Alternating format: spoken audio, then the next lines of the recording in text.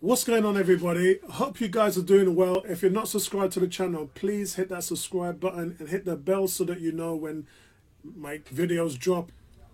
So Tom Holland, guys, has played the MCU's Peter Parker since 2016, Captain America Civil War, and he's had two solo movies appearing in both Avengers Infinity War and Endgame as well.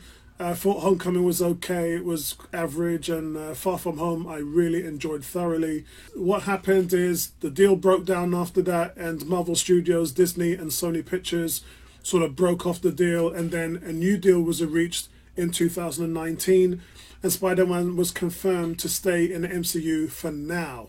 So what we're seeing, guys, is this film continues the character's story from the cliffhanger of the last movie, Spider-Man Far From Home. In that movie we saw Peter ousted as Spider-Man and framed for murdering Mysterio, leaving him on the run. Let's have a look at this trailer and see where we go from there and see what we can pick up as we move on. Let's go, let's do it.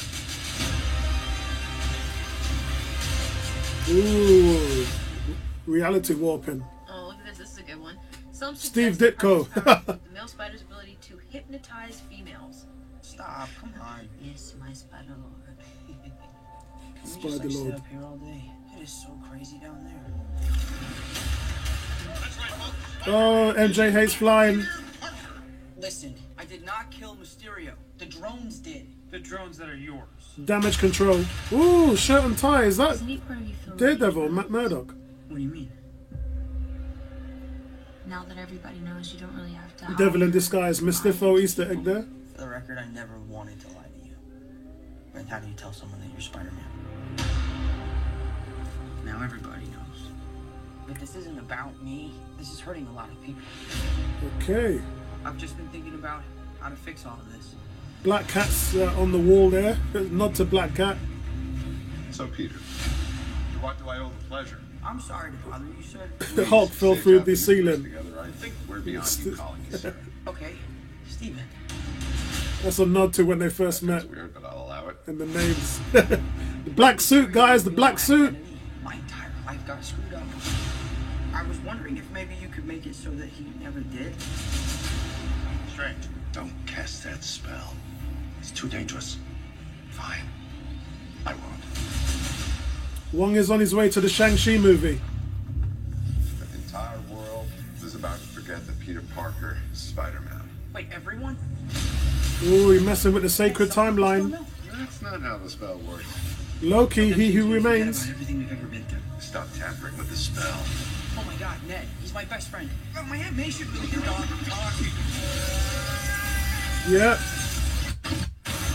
He who remains. We saw a little bit of the sacred timeline there, the Citadel. What's happened?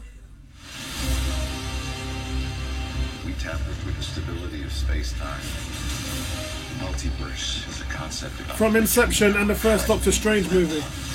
Ooh, yellow lightning. That could be Electro. The problem is you trying to live two different lives. The ancient one. That's an Easter egg The longer there you do it, the more for dangerous Banner. it becomes. Yeah. Pumpkin. That's Green Goblin. Be careful what you wish for, Parker. And Dr. Octopus. He's back, baby. He's back. Hello, Peter. Iron Man 2.0 again. Baby Iron Man. Excellent. That is a very, very good trailer. That is a fantastic trailer. Wow. Okay, so where do we even start? So you can see, guys, joining the cast of Spider-Man is Benedict Cumberbatch as Doctor Strange, Alfred Molina as Dr. Octopus, Jamie Foxx as Electro. So further rumours indicate that Tobey Maguire and Andrew Garfield may appear, but we haven't had that confirmed, obviously. They might save that till the second or third trailer, or they might just make it a surprise on the movie. But we can see Doc Ock's mecha arms, William Dafoe's Green Goblin bombs and the laugh, and there's also yellow lightning around the trailer, which I talked about, which could be a hint of Jamie Foxx's Electro. Now, important to bring this up. Remember, this is the multiverse. That Electro was blue energy, and what we saw in this in the comics and the TVs, the Electro was yellow. The color was yellow. So I remember Jamie Foxx teasing a new look for Electro in an Instagram post, but that was later deleted. But so the yellow lightning could be a way of a redesign and a homage to the original Electro. The menacing line from Melina's Dr. Octopus saying, "Hello, Peter." And this is directly after, because remember, these guys were supposed to have died. Dr. Octopus died at the end of the movie, so did William Dafoe's Green Goblin. But this has sucked them from the multiverse before their deaths. So it's taken them in a sort of different reign, and they get to face off with Peter again. So the focus is setting up the story of the movie, where it picks up after events of Far From Home's post-credits, when Peter's identity was revealed. So, as I said, guys, when he was arrested and questioned, while Ned and Aunt May was also undergoing questioning, we saw in a brief shot that Peter is showed going over his files in a room with a man standing with a white shirt and a tie, and that could be Charlie Cox's Matt Murdock. It could be Daredevil, and that's why they didn't show his face. I kind of screamed it out, but we didn't really get any payoff on that. I think we might see that in another trailer. But they left out his face for a reason, because I think that that's exactly who he is. So the main story point here is the film picks up right where Peter goes to Doctor Strange for help, making everyone forget that Spider-Man is Peter Parker, but the spell goes wrong. And remember when Tony Stark got big-headed with his power ego and he created Ultron, he trying to help, but instead everything went wrong. Well, Doctor Strange seems to have taken a godlike complex in the same reign. Remember, he was on the team that helped defeat Thanos, so he's thinking now he's got all the power, he can do anything, but in reality, that power just comes back to bite them in the backside, and everything starts to go wrong. So this is what's kind of teased in the reality-bending sequences, coming through realities, and the film kind of connects to Loki in that way.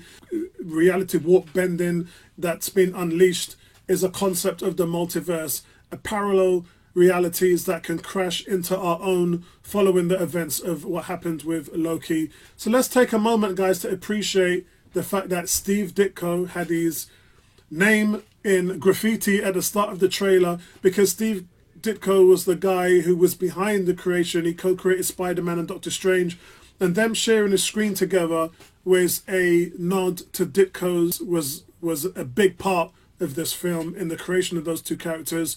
And Peter interrupting Doctor Strange's spell, it seems to be something of a Nexus event. And again, if you haven't seen the Loki TV series, you wouldn't really know what a Nexus event is, but that is what seems to have created Peter Parker to spiral into other corners of the MCU multiverse, which allows variants to come into play in our reality, or it filters Peter into other realities of splitting up the sacred timeline.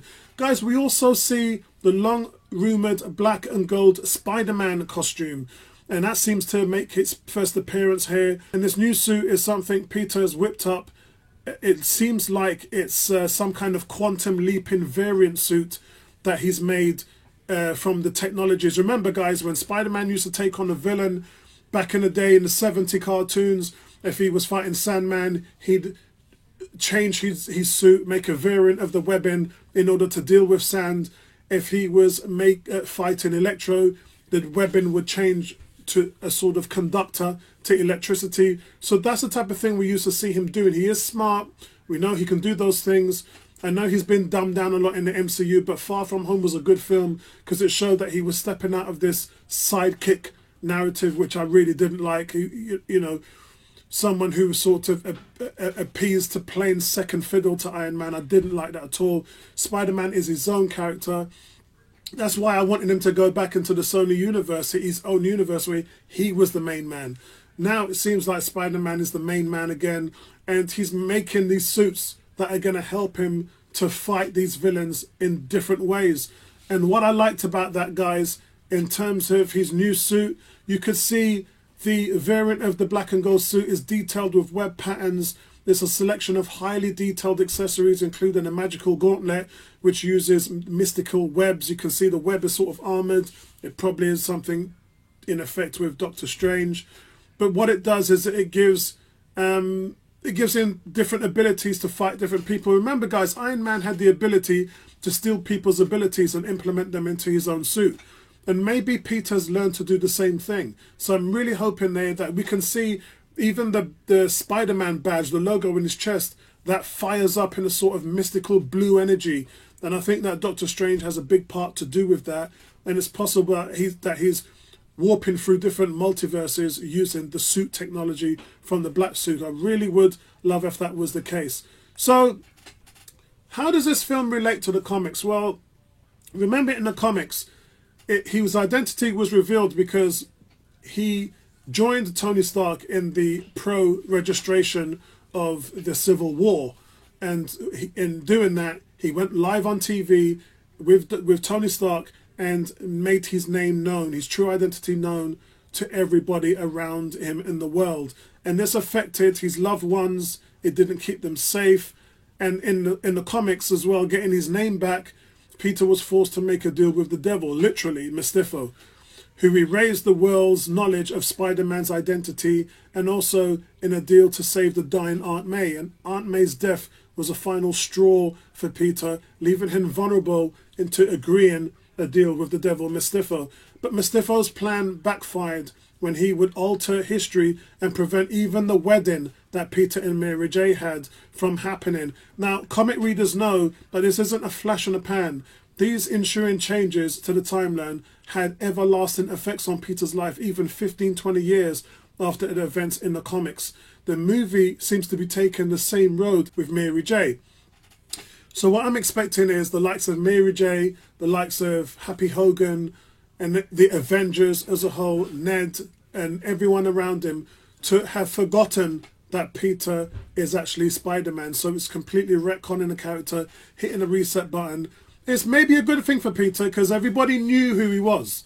And I think this way now Peter can control the narrative. He can control who knows his identity and who doesn't. So in that way, I think that that could be a positive end to the actual movie. But we still have a long way to go. Even though Shang-Chi and the Eternals have got their movies coming up before the Spider-Man's film, I think that Quantumania and Doctor Strange 2 will have a long way next year in 2022 in showing how the repair of the multiverse and how they fix that sacred timeline goes into play. But overall, I think this is a fantastic trailer. So much going on here, guys. And I was happy to break it all down for you. And I hope that you enjoyed it. Let me know what you think about it. And don't forget, guys, subscribe to the channel. Speak to you soon, man. Peace out.